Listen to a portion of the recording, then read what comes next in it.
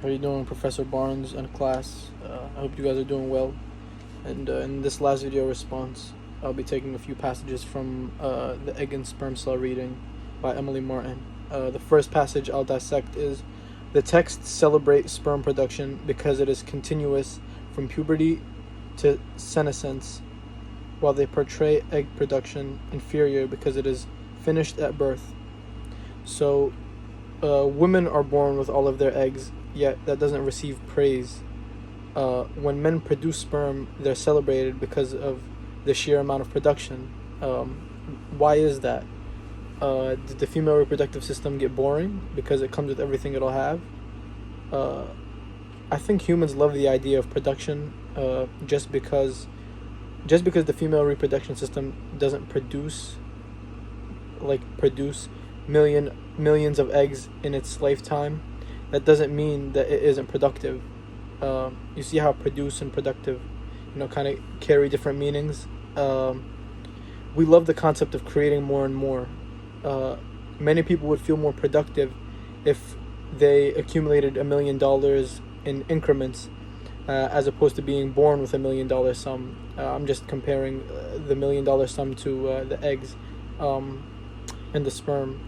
At the end of the day, $1 million is still $1 million, and at the end of the day, the eggs are still eggs. They will perform their function, and they are just as useful as sperm is. So the accumulation and production of something is just an illusion that impresses people. This takes me to my next passage that reads: the real mystery is why the man's vast production of sperm is not seen as wasteful. This kind of ties into the first one about the production of sperm. Why is the vast production of sperm not seen as wasteful? We tend to look at the production in an optimistic sense. We say that males produce an extraordinary amount. We never say an excess amount. Excess and extraordinary carry different connotations, whereas excess defines something as useful when you have too much of it. Extraordinary sounds like you made a great amount. We consider it impressive, the amount of sperm that is produced. Why is it not considered wasteful? If we use Martin's numbers, we can assume that males produce 2 trillion sperm cells in their lifetime. But wouldn't that mean that over 99% of the cells they produced were not put to use, or can even be rendered useless? In life, when we have a surplus of anything and use less than 1% of it, the rest of it just becomes unnecessary. We can donate sperm to a sperm bank, yes. Others can make use of fertile, unused sperm. But the same goes for eggs. Females have the ability to donate eggs too. If anything, shouldn't society value eggs more than sperm because they're not at such a high supply? The way the sperm production is discussed provides context to the nature of our language. Culture affects language.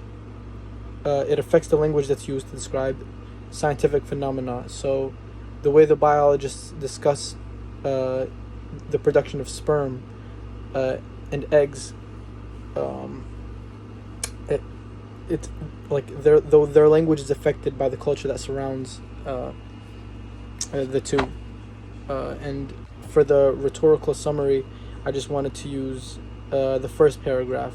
The first paragraph attributes cultural language, such as metaphors, to the personalities given to sperm cells and egg cells.